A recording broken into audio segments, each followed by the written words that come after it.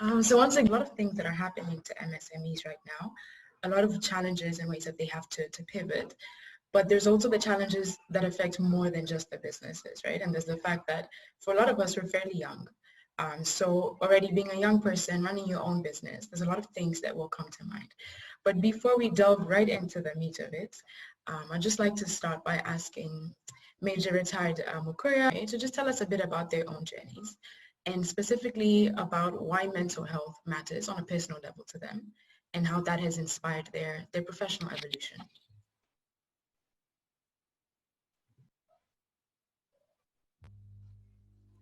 Good afternoon, everyone. Yes, happy to see everyone here.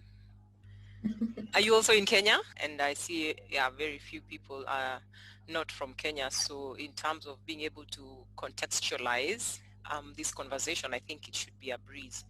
So I have basically been a career psychologist since before I even started like formally studying psychology, and that took me to I like to call them public spaces which people of my profession are not exploring at the time. So like a public hospital, public psychiatric hospital, um, in fields that are generally termed immoral, such as, um, prostitution, drug and alcohol abuse, that sort of thing, and finally ended up in the military only because I was like, yeah, this should be fun. There's been no psychologist in the history of the military of Kenya. So yeah, why don't I go and become the first one? So of course, what happened after that is a story I can tell you for a week, but I am glad for it because I think I was able to have a complete 360 of all the services of the military, peacetime, wartime, became a casualty of my own work and used my own work, my profession, and my pain to turn around that which should have killed me, but made it a tool, which is what led to True North being born. And once again, finding myself in this space where I was a pioneer, and it was in now creating a safe space for issues to do with military veterans and our families, something that hasn't been done in this country before. And having to understand that I just have to let the work guide me.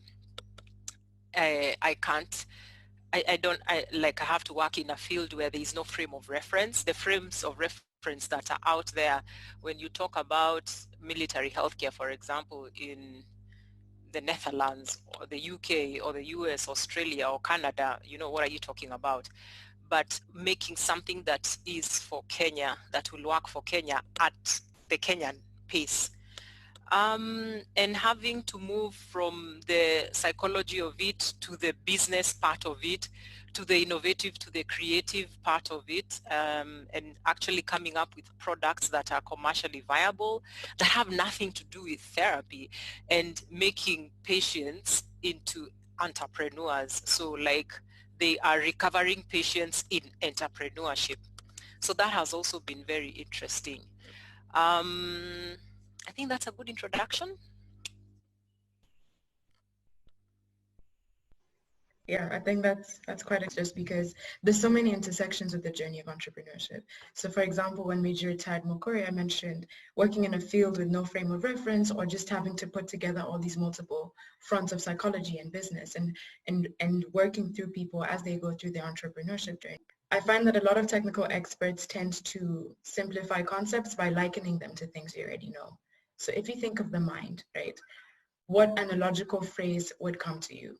Would you say the mind is like complete the phrase kind of question? The mind is like that part of the matrix where, Neo is told by Morpheus, will you take the red pill or the blue pill? So the choice he makes takes him down a rabbit hole. The mind is mysterious. it's not well understood, it's unexplored. Yeah, it's a scene in the matrix. Ika's presentation really gave us a good idea of the challenges that MSMEs are facing, right? Whether that's how business models are being affected and they have to pivot, or just things like financial insecurity for the gig workers. My next question is, what are some prevalent mental health challenges that you see people facing in these COVID times? That there is no blanket situation when it comes to the mental health outcomes of people who are in business. It's fair to say that depending on where somebody was mentally, even before COVID, depending on somebody's bandwidth and emotional resilience, that will really dictate how one is affected mentally by what is happening. And you will find, I don't know, for those of us who are in this business, we get into the job that we're doing because we have a personal investment in it. We literally have a feeling about it of great responsibility, obligation, and ownership. And we usually are not doing it for ourselves. We are sort of carrying people with us.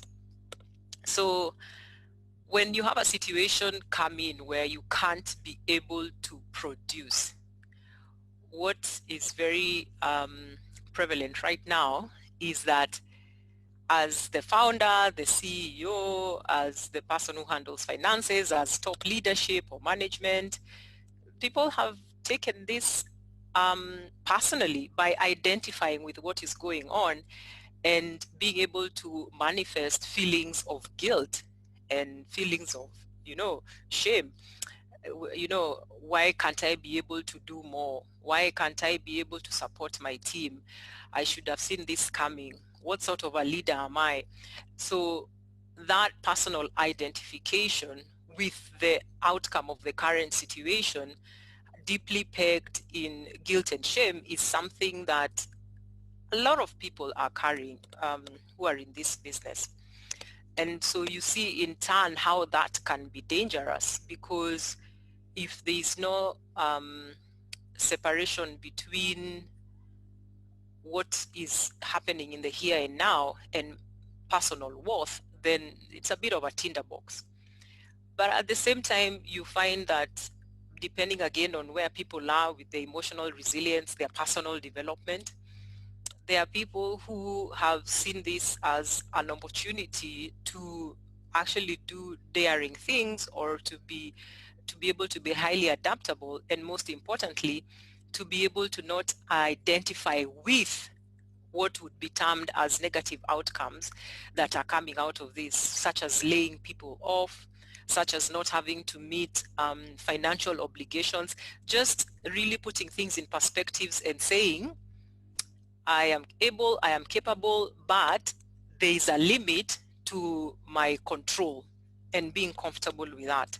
So I would say at the end of the day, it is where somebody is with the emotional resilience, where somebody is with their personal development, and where somebody is even in the life of the business.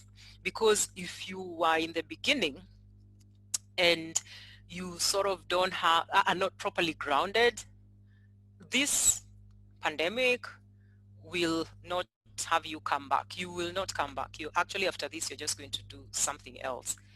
And of course, for people who've been doing this for probably 10 to 15 years, you're like, that is like that day when there was, for example, mad cow disease and we didn't have beef, and, so they have a sort of a history dealing with certain adversities, and they are able to put things in perspective. So I don't know where you all fit in that. As entrepreneurs, how can we check in on ourselves, right? How can we be able to take note of these feelings of anxiety or nervousness? What are some things you can do daily? Being able to have a mental health hygiene is a critical part of maintaining the ability to respond and not to react to the deadly path that we have chosen of the work that we do. It's important to normalize self-care, you know, and I call it mental hygiene because you need to know that this is something you consciously commit to doing every day. The same way you brush your teeth, the same way you shower, the same way you clip your toenails. You have to be able to every day intentionally practice mental health hygiene. That is something everybody here should know. It's not that thing you do when you're in trouble. No, it's a daily practice of mental health hygiene. Looking at mental health hygiene, what's one thing we could do every day to practice? You know, there is no one thing that you can do. Really, there isn't. But it's important to figure out what works for you. And to be able to figure out what works for you, you have to invest in an exploratory process of the different things that disconnect your thoughts from your brain and disconnect your ego from your emotions. And so it could be meditation, it could be yoga, it could be visualization, it could be so many different things. It could be art, it could be creative thinking, it could be creative writing even. It could be so many things.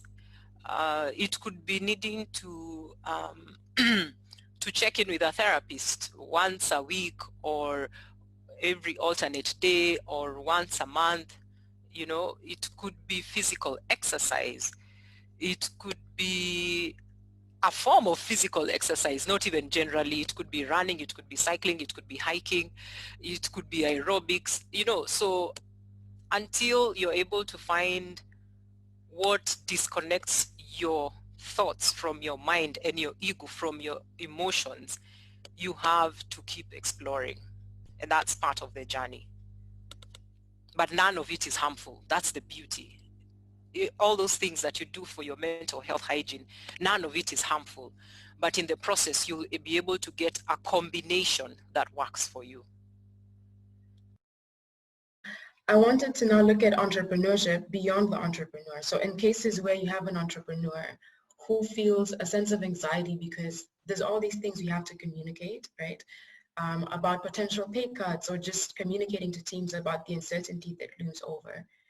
How would you suggest going about that? Because this, at least from our focus group discussions, we sense that there's quite a bit of tension that comes for you as the entrepreneur. How do you frame the message? But within your teams who don't quite know what they should be expecting to hear. Do you have any advice on how to go about that? I think being able to understand that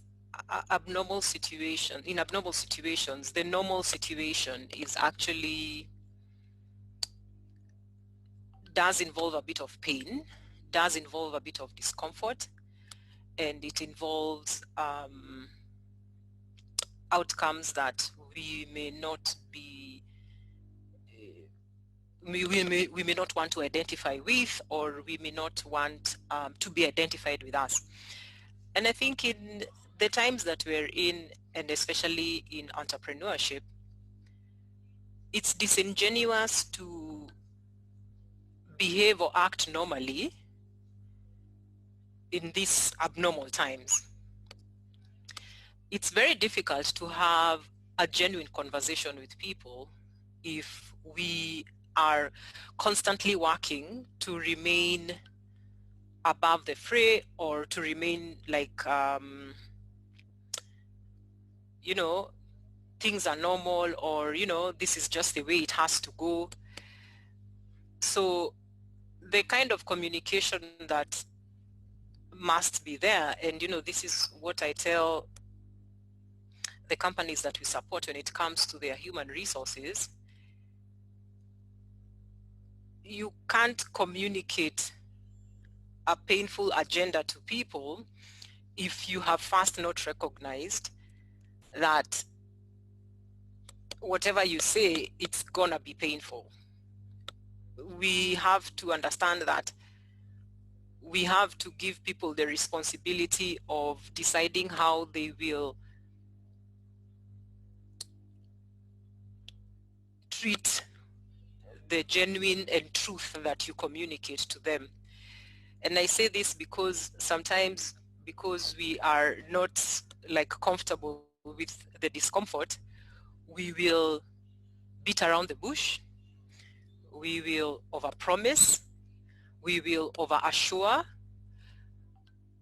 we will sometimes even go over and above the truth. I don't want to call it a lie because it's not really a lie. It's more like the justification is I was trying to be nice. So the communication has to come from a place where you have understood that it's going to hurt. Yeah. Yeah, these are really, really insightful responses, especially because like for a lot of us, it's young businesses that we're building and we're still trying to instill this sense of culture, and everything you're saying really hits home. I can imagine if I was just running a business for about like 8 months, this would be something I'd really be struggling with. And what I'm hearing is, one, create a culture of care where your employees are seen to be valued for who they are and not just what they bring to the table. But two, also create a culture of sincerity where you can acknowledge the situation as is and act from there. Especially when you talk about just recognize that this is an abnormal situation and there will be abnormal measures that we'll have to take. If I'm not feeling okay, what's one way that you suggest reaching out to someone else? It doesn't have to be the perfect answer. It's just one way to consider. I think one thing we struggle with is realizing, oh man, I'm really overwhelmed and wanting to reach out to someone, but not having the words to say it, or just being scared I'll be judged some kind of way. So that's the first one. And then the second one is just in general, what mental health resources would you recommend? So for me, what I would say is that if you can get into care, only because if you have not had a history of mental health hygiene, this probably may not be the time for you to have the solo project of unregulated, unguided mental health care. So if you don't have that history, trying to figure out that space in chaos may not work out very well. So I would suggest that if you don't have that history, get a therapist and begin that journey with them. Yeah.